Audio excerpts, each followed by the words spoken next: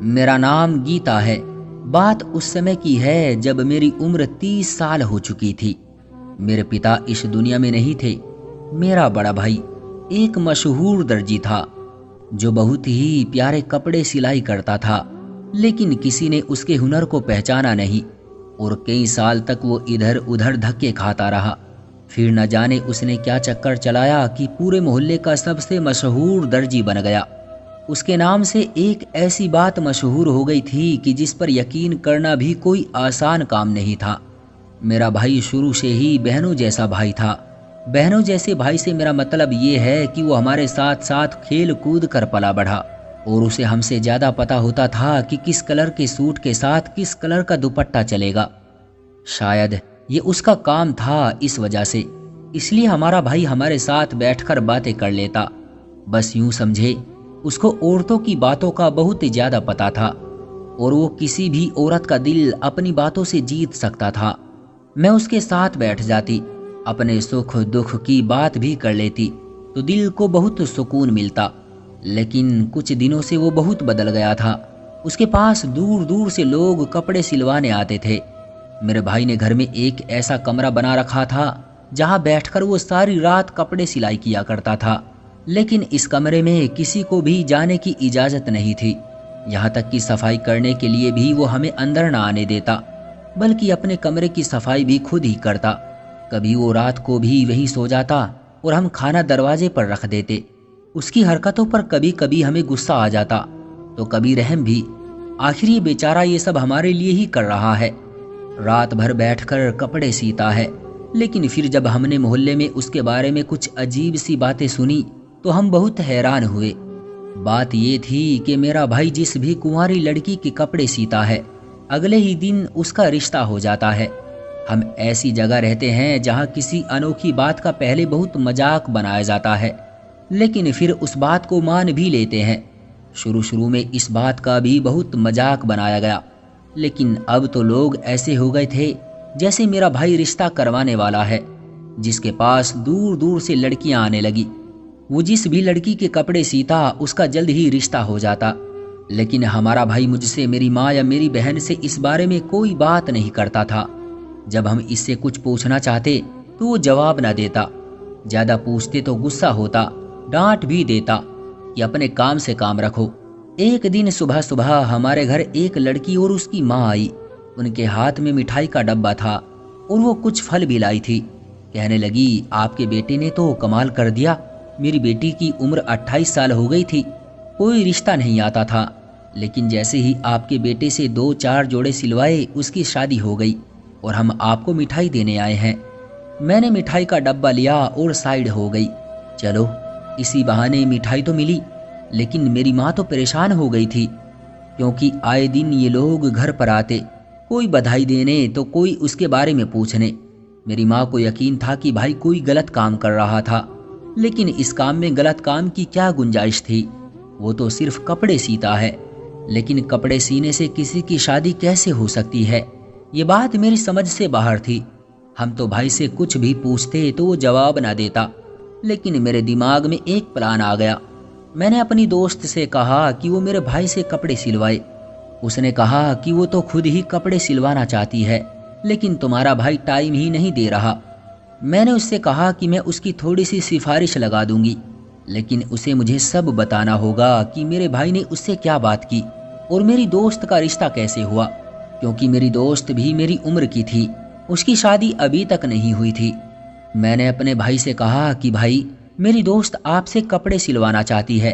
कहने लगा कि मेरे पास वक्त नहीं है, लिस्ट में बहुत से लोग हैं, उसे कहो 2 महीने बाद आए। मैंने अपने भाई से कहा कि भाई मैं आपकी बहन हूँ और वो मेरी दोस्त है, इस तरह से वो भी आपकी बहन हुई। आप मेरी बात नहीं मानेंगे तो आपका मेरे भाई होने का क्या फ़ायदा। भाई ने कहा कि तुम बहुत बोलती हो, तुम्हारी जुबान बहुत लंबी हो गई है। मैंने कहा प्लीज़ उसकी बात मान जाइए, उसे बहुत जल्दी है, उसके घर वाले बहुत परेशान हैं, आप कुछ करें। मेरे भाई ने कहा ठीक है, उसे 1 हफ्ते बाद भेज देना। उसके बाद मेरी दोस्त मेरे भाई की दुकान पर गई, जाकर अपने कपड़ों का नाप दिया। नाप के कपड़े सही नहीं लेकर गई थी, एक चीज़ भूल गई थी, इसलिए उसका एक और चक्कर लग गया। और उसने कहा कि मेरे कपड़ों पर खुला कॉलर और लेस लगानी है। उसका एक और चक्कर लगा। फिर पूछने के लिए गई कि कपड़े सिल गए हैं या नहीं, तो फिर और भी चक्कर लगा। फिर आखिर में 2 दिन बाद मेरे भाई ने उसे कपड़े वापस कर दिए। भाई ने उसके अपनी दुकान पर 5 चक्कर लगवा दिए। मैंने अपनी दोस्त को कहा कि अब ये कपड़े पहनो, क्योंकि मैंने सुना है जैसे ही कपड़े पहनते हैं रिश्ता आ जाता है। वो कहने लगी, मुझे तो डर लग रहा है, पता नहीं क्या होगा। मैंने कहा, इसमें डरने की क्या बात है, मुझे लगता है ये सब कुछ झूठ है। लोगों को पैसे देकर ये बात फैलाई है, ऐसा भी भला हो सकता है। मेरी दोस्त ने कहा, मैं मंगलवार वाले दिन ये कपड़े पहनूंगी। उसने मंगलवार वाले दिन वो कपड़े पहने और पूरा दिन गुजर गया। शाम को उसकी कॉल आई। उसने जो मुझे बताया, मेरे पैरों तले से जमीन निकल गई। उसने कहा कि मेरे लिए बहुत ही अच्छा रिश्ता आया है। मेरे घर वालों को भी रिश्ता पसंद आ गया और मुझे भी लड़का देखने में बिल्कुल हीरो जैसा लगता है। यार, तुम्हारा भाई तो जादूगर है, कमाल हो गया। आज ही मैंने ये सूट पहना और आज ही मेरा रिश्ता आ गया। वो तो एक ही सांस में बोलती चली जा रही थी। मुझे कुछ समझ नहीं आ रहा था कि ये कैसे हो सकता है। मैंने ये बात अपनी मम्मी को बताई। मेरी माँ तो सर पकड़कर बैठ गई। उनको तो यकीन था कि मेरा भाई जादू कर रहा है। वो तो अपनी ही फिक्र में लग गई। उनका कहना था कि जो जादू करता है उनका घर बर्बाद हो जाता है, इस घर में कोई सैलाब आ जाएगा। वो अपनी बातों में लगी थी, जबकि मैं जानती थी जादू से ऐसा कुछ नहीं होता। ये जादू नहीं था। लेकिन मैंने अपनी दोस्त से पूछा कि उन्होंने तुम्हें कोई चीज दी थी पहनने को, कोई अनोखी बात की थी, कोई ऐसी बात जो उन्होंने की हो। उसने कहा, उन्होंने ऐसी कोई बात नहीं की। वो तो वही बातें कर रहे थे जो सभी दर्जी करते हैं कि आपको इस सूट के साथ क्या चाहिए, इस तरह की बातें। अगर ऐसा था तो फिर मेरा भाई मेरे कपड़े क्यों नहीं सीता। मेरी भी तो शादी की उम्र हो चुकी थी। मैं 30 साल की हो गई थी। क्या उसे मेरी कोई परवाह नहीं थी? मेरे से बड़ी बहन की शादी तो उसने 22 साल की उम्र में ही कर दी थी। फिर मुझसे क्या दुश्मनी थी कि मेरी शादी नहीं करवाता था, न मेरे कपड़े सीता। अगर मेरी शादी सिर्फ एक कपड़े सीने की दूरी पर थी तो फिर अभी तक वो हाथ पर हाथ रखे क्यों बैठा था। 2 हफ्ते बाद मैं अपनी दोस्त की शादी में गई थी। सारा मोहल्ला बातें कर रहा था कि उसने भी गीता के भाई से कपड़े सिलवाए, लेकिन वो सबको समय नहीं देता। ये तो किस्मत की बात है, वो जिसको समय दे। बाकी सब मेरे पीछे थे कि तुम अपने भाई से बात करो। उनको क्या जवाब देती कि मेरा भाई मुझे खुद नहीं टाइम देता, तुम लोगों को क्या टाइम देगा। मैं गुस्से से भरी पड़ी थी। मैंने यही बात सबको कह दी। वो हैरान रह गए कि जब मोहल्ले की लड़कियों की शादी करवाता है तो अपनी बहन की क्यों नहीं करवाता। मैंने तो वहां रोना ही शुरू कर दिया। न जाने मुझे क्या हो गया, मुझसे खुद पर काबू नहीं हो रहा था। लेकिन अब मुझे गुस्सा आ गया था। मैंने सोच लिया कि मैं इस बात की तह तक जाऊंगी। मैंने कहा, मैं अपने भाई के पास जाऊंगी अपने कपड़े सिलवाने, लेकिन वो मेरी शक्ल देखकर ही मुझे वहां से भगा देता। इसलिए मुझे अपनी शक्ल छुपा कर जाना था, यानी मुझे हुलिया बदल कर जाना था, छुप कर जाना था। और मैंने यही किया था। मैंने अपना चेहरा ढक लिया। मैंने अपनी आवाज भी थोड़ी बदल ली थी। मैंने अपने मुंह के अंदर रुई रख ली। नकाब ओढ़कर अपने भाई की दुकान पर चली गई। उसने कहा कि मैं आपको टाइम नहीं दे सकता। मैंने मिन्नतें करनी शुरू कर दी कि मैं बड़ी परेशान हूँ, मेरी उम्र निकलती जा रही है, प्लीज मेरी शादी करवा दो। मेरे भाई ने कहा, मैं शादी नहीं करवाता, मैं तो सिर्फ कपड़े सीता हूँ, बाकी आपकी किस्मत है। मैंने कहा, ठीक है, मेरे कपड़े सी दो। मैंने 2 सूट लिए हुए थे। पैसों की कमी हमारे पास नहीं थी। मेरा भाई धड़ाधड़ पैसे कमा रहा था। मैंने अपनी मम्मी से पैसे लिए और पहुंच गई। मेरे भाई ने मुझसे कपड़ों का नाप लेते हुए मेरा नाम पूछा, जो कि मैंने गलत बताया। उम्र पूछी तो वो भी थोड़ी आगे पीछे बताई। फिर पूछा, आपकी फैमिली में कौन कौन है, आप क्या करती हैं। सब कुछ पूछ रहा था। मैंने सब कुछ बताया। कोई दर्जी वैसे तो इतनी डिटेल नहीं लेता, लेकिन बातों बातों से वो बात निकाल रहा था और बहुत ही अच्छी तरह से पूछ रहा था। उसने बातों ही बातों में मुझसे मेरा फ़ोन नंबर, पढ़ाई और ये कि कितनी पढ़ाई की है, सारा कुछ पूछ लिया। फिर कहने लगा कि आजकल तो रिश्तों की बहुत कमी है, रिश्ते हो नहीं रहे, या फिर लड़कियों की फरमाइशें इतनी होती है, आपको किस तरह का लड़का पसंद है? वो बातों ही बातों में न जाने क्यों मुझसे सारी बातें पूछ रहा था। क्योंकि मैं भेस बदले खड़ी थी इसलिए मैं बहुत डरी हुई थी, लेकिन मैं भी सब कुछ बताती जा रही थी। उसने कहा कि आपके कपड़े मैं 2-4 दिन में सी दूंगा, इसलिए आप 4 दिन बाद आए। मैंने कहा अगर कपड़े जल्दी मिल जाए तो मेरे लिए बड़ा अच्छा रहेगा। उसने कहा बीच में एक चक्कर लगा देना। अगले चक्कर में भी उसने मुझसे ऐसी ही बातें की। 4 दिन बाद उसने मुझे कपड़े वापस करने का दिन बताया। इस बीच मैंने ये सोचा कि इस कमरे में वो आखिर करता क्या है। मैंने किसी तरह उस कमरे की खिड़की को अंदर से खोल दिया और फिर जब भाई कमरे को लॉक लगाकर अपनी दुकान पर गया तो मैं खिड़की खोलकर कमरे में दाखिल हो गई। मैं हैरान थी क्योंकि इस कमरे में ऐसी कोई अनोखी चीज नहीं थी जिससे मैं कुछ अंदाजा लगा सकती। वहां 2 मशीनें पड़ी थी, एक पर्दा लगा था, एक मशीन रेशमी कपड़ों के लिए और एक सूती कपड़ों के लिए थी। सब कुछ वैसे ही था जैसे किसी दर्जी का कमरा होता है। जगह जगह धागे की लड़ियां बिखरी पड़ी थी। इसी तरह का माहौल था। फिर मेरी नज़र ने कुछ ऐसा देखा कि मैं हैरान रह गई। कुछ बड़े बड़े रजिस्टर थे। मैं रजिस्टर की तरफ बढ़ी तो मैंने देखा वो काफ़ी बड़े थे, लेकिन इतना भी क्या हिसाब किताब था कि इतने बड़े बड़े रजिस्टर मेरे भाई ने रखे हुए थे और वो बहुत पुराने भी लग रहे थे। लेकिन उससे पहले कि मैं उनको खोलती मुझे कुछ हलचल की आवाज़ आई। मैं डर के मारे खिड़की से ही वापस भाग गई। दिल तो पूरी तरह बैठ गया था, मगर मेरे भाई ने मुझे देखा नहीं था, बल्कि मेरा भाई कमरे में कोई चीज़ भूल गया था। उसे लेने के लिए वो कमरे में वापस आया था। मैंने सोच लिया था कि दोबारा ऐसी हरकत नहीं करूंगी, क्योंकि अगर उसे पता चल गया तो मेरी तो जान निकाल देगा। पहले ही मैं उसे धोखा दे रही थी और दूसरा नहीं दे सकती। पता चला तो न जाने क्या करेगा। माँ मेरी बहुत मासूम थी, वो तो किसी बात को समझती ही नहीं थी। मुझे यही सब कुछ पता लगाना था। मुझे उस दिन का इंतजार था जब मेरे कपड़े सिलाई होकर मुझे वापस मिल जाए और मैं कपड़े पहन लूं। मैंने इस बारे में किसी को कुछ नहीं बताया था, यहाँ तक कि अपनी दोस्त को भी नहीं। वैसे भी वो शादी करके अपने ससुराल में व्यस्त हो गई थी। मैं जब कपड़े लेने के लिए गई तो मेरे भाई ने फिर से मेरा नाम पूछा। कहीं उसको मुझ पर शक तो नहीं हो गया। मैंने डरते डरते अपना नाम बताया। उसने कहा जी आपके कपड़े सिल गए हैं। फिर मैंने वो कपड़े लिए और वहां से ऐसे भागी जैसे पीछे मुड़कर देखूंगी ही नहीं। मैंने कपड़े देखे, कपड़े तो बहुत अच्छे थे। मैंने सोचा मैं कपड़े पहन लूंगी, मुझे जल्दी तो बहुत थी। लेकिन फिर मैंने भी मंगलवार के दिन को ही सही समझा। वैसे मंगलवार का दिन 2 दिन बाद था। 2 दिन बाद मैंने घर में बहुत ही नॉर्मल तरीके से अपनी रूटीन रखी कि मेरे भाई को बिल्कुल भी शक ना हो। वैसे भी वो कपड़े पहनकर मैं अपने भाई के सामने तो नहीं आ सकती थी। मंगलवार वाले दिन मैंने वो कपड़े पहन लिए। सुबह से शाम हो गई थी, कुछ भी ना हुआ। हमारे घर कोई भी ना आया। मैंने सोचा मेरी दोस्त ने भी रात में खबर दी थी, शायद कोई आता ही होगा। मैंने माँ से कहा कि घर को साफ रखने में मेरी मदद करें। जाने क्यों मुझे इस बात पर यकीन सा हो रहा था कि सब कुछ तैयार हो चुका है। लेकिन पूरा दिन गुजर गया था, हमारे घर कोई भी ना आया था। अगले दिन मुझे मेरी एक दोस्त की कॉल आई। उसने कहा कल हमारे घर कई लोग आए थे, बड़े अजीब से लोग थे। कह रहे थे प्रीति नाम की लड़की के लिए अपने बेटे का रिश्ता लेकर आए हैं।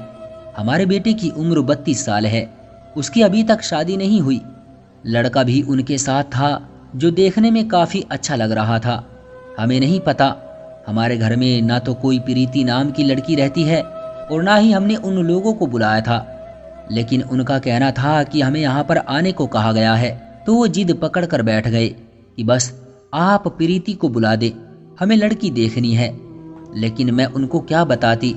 माँ ने उनको समझा बुझाकर वापस भेज दिया कि लगता है आपको कोई गलती हुई है। ये बात मेरे कानों तक पहुँचने की देर थी कि मेरे कदमों तले से जमीन निकल गई, क्योंकि जब मुझे भाई ने कहा था कि आपको अपने घर का पता भी लिखना है, तो मैं तो अपने घर का पता नहीं लिख सकती थी। इसलिए मैंने फिर मेरी दोस्त के घर का पता लिख दिया। मैं उसको गलत नहीं बता सकती थी और ना ही गलत पता लिख सकती थी। मैंने अपना नाम भी प्रीति बताया था। इसका मतलब ये सब कुछ सच था, क्योंकि जो पता मैंने अपने भाई को बताया था उस पर और उस नाम की लड़की के लिए वाकई रिश्ता आया था। मैं अपने घर का पता तो नहीं दे सकती थी, इसी परेशानी में इधर उधर मंडरा रही थी और अपनी माँ को ये सब बताने की कोशिश कर रही थी कि तभी अचानक मेरे भाई ने मुझे देख लिया और मैं ये भूल गई थी कि मैं उसके सिले हुए कपड़ों में खड़ी हूँ। उसने मुझे कहा कि झूठी लड़की भेष बदल कर आई थी मेरी दुकान पर, मेरी जासूसी करना चाह रही थी। मुझसे झूठ बोला। माँ तुम्हारी बेटी कितनी ड्रामेबाज है। मेरे भाई ने मुझे डांटना शुरू कर दिया। मैंने भी सर झुका लिया। मैं तो उसका राज बताने वाली थी, लेकिन उसने तो मेरा ही राज खोल दिया। मेरी माँ ने कहा तुम्हारा भाई भी धोखेबाज, तुम भी धोखेबाज, पता नहीं मेरी औलाद को हो क्या गया है। तुम्हारे पिता तो ऐसे बिल्कुल भी नहीं थे और मैं भी ऐसी नहीं थी। ये पता नहीं किस वजह से पूरे मोहल्ले में मशहूर है और तू भी अब ऐसी हरकतों पर उतर आई है। मैंने मम्मी के सामने सारी बात खोल कर रख दी। मेरे भाई ने अपना सर पकड़ लिया। उसने कहा अपने ही घर का भेदी लंका ढाता है। मैं तुम्हें सब कुछ बताता हूँ ताकि तुम मेरा पीछा छोड़ दो, नहीं तो तुम मेरा बना बनाया काम खराब कर दोगी। तुमने अपनी दोस्त को भी मेरे पास इसी मकसद के लिए भेजा था, फिर खुद भी इसी मकसद के लिए आई। अरे मैं कोई गलत काम नहीं कर रहा, कोई जादू नहीं कर रहा। मैं बहुत अच्छा दर्जी था, मेरे हाथ में बड़ा हुनर था, लेकिन तुम जानती हो लोग कदर नहीं करते। एक दर्जी ने मुझे अपनी दुकान पर 5 साल तक रखा। मेरे से ज़्यादा काम करवाता, पैसे कम देता। मेरी वजह से ही उसकी दुकान चलती थी, लेकिन वो मेरी सैलरी पूरी नहीं देता था। मैंने भी सोच लिया था कि मैं अब अपना काम करूँगा, लेकिन दर्जियों के काम तब चलते हैं जब उनके नाम मशहूर होते हैं, और दर्जी का नाम जल्दी से मशहूर नहीं होता, उसमें सालों लग जाते हैं। मेरा एक दोस्त है जिसने मैरिज ब्यूरो बना रखा है। उसका काम भी ठीक से नहीं चल रहा था, लेकिन उसके पास बहुत अच्छे अच्छे रिश्ते थे। मेरे पास जब भी कोई कुंवारी लड़की आती तो मुझे पता चल जाता कि वो शादीशुदा है या कुंवारी। बातों बातों में मैं उससे सब कुछ पूछ लेता। उसका नाम क्या है, उसकी उम्र कितनी है, कितनी पढ़ाई की है, खानदान कौन सा है, जात क्या है, शादी की बात कि किस जगह शादी करना चाहती है, किस तरह का लड़का पसंद है। ये मेरा तरीका था। औरतों से बात करने पर मैं उनसे सब कुछ उगलवा लेता था। औरतें मासूम होती है, बेवकूफ़ नहीं कहूँगा, लेकिन मासूम जरूर होती है, इसलिए मेरी बातों में आ जाती है।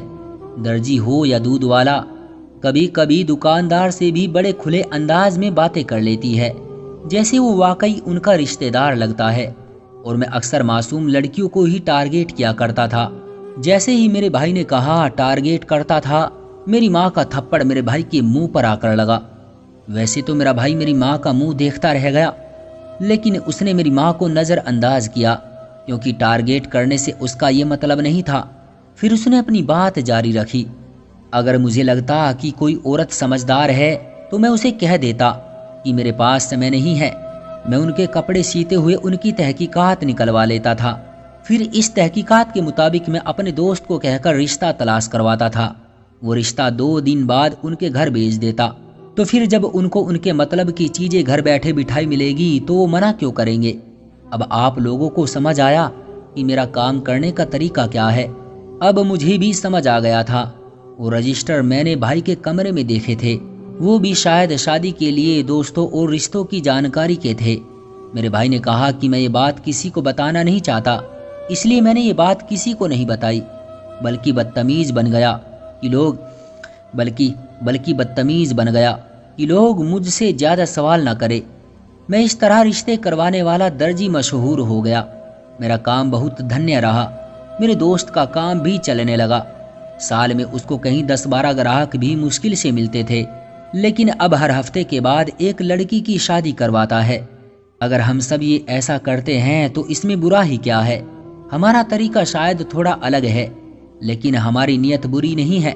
माँ तेरा बेटा लोगों के घर बसाता है, अब तेरा दिल कर रहा है तो मेरे मुंह पर दूसरा थप्पड़ भी मार ले। मेरी माँ ने सर झुका लिया। मेरे भाई के सर पर हाथ फेर कर उसको प्यार किया। फिर अपने भाई से कहा, अगर ये सब ऐसा है तो अभी तक मेरी शादी क्यों नहीं करवाई। मैं तेरी अपनी बहन थी ना। उसने कहा, पागल, मैं तेरे लिए एक अच्छा रिश्ता तलाश कर रहा था। तेरे लिए मुझे इस तरह से रिश्ता ढूंढ के करने की जरूरत नहीं थी। तेरे लिए तो मैं सबसे अच्छा रिश्ता ढूंढूंगा। अब बस तू समझ के तेरा भाई मुश्किलों में फंस गया था। हर दिन बस यही सोचता था कि बस आज काम कर लूँगा, ये कर लूँगा। बस यही करते करते इतना समय गुजर गया। लेकिन देर में भी कभी कभी खैर होती है। मैंने तेरे लिए रिश्ता देख लिया है। मैं तेरी शादी धूमधाम से करूँगा। और तुम क्या सोचती थी कि मैं तुझे खाली हाथ विदा करूँगा? पहले तुम्हारा दहेज भी तो बनवाना था, वही बनवाने में लगा हूँ। उस दिन बड़ी जासूस बनकर मेरे कमरे में आई थी। जरा पर्दे के पीछे भी देख लेती, तेरा दहेज ही तो पड़ा था। मैंने बस पर्दे के पीछे ही नहीं देखा था, क्योंकि मुझे वहां तो कपड़े ही नजर आ रहे थे। इसलिए मैंने सोचा कि वहां तो बस कपड़े ही होंगे। खैर, भाई की बात सुनकर मैंने भी सर झुका लिया। मेरे भाई ने मेरे सर पर हल्का सा थप्पड़ मारा और कहा, आगे से इस तरह की कोई हरकत ना करना और अब शादी की तैयारियां करे। जो भी तुम्हें चाहिए मुझे लिस्ट बना कर दो, मैं तुम्हारे लिए ले लूंगा। मेरी आंखों में खुशी के आंसू आ गए। मेरी माँ ने हम दोनों को प्यार किया। मेरा भाई ठीक कहता था। उसका तरीका शायद अजीब था, लेकिन फिर भी वो लोगों की शादी करवा रहा था। आजकल के टाइम में बेटी का रिश्ता करना इतना मुश्किल हो चुका है कि जिसकी कोई हद नहीं है। ऐसा नहीं है कि सिर्फ रिश्ते कम हैं या लोग पैसे दौलत के पीछे भाग रहे हैं। आजकल लड़कियां भी तो अपनी पसंद से शादी करना चाहती हैं।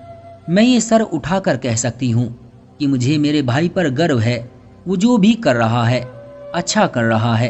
तो दोस्तों, ये थी हमारी आज की कहानी।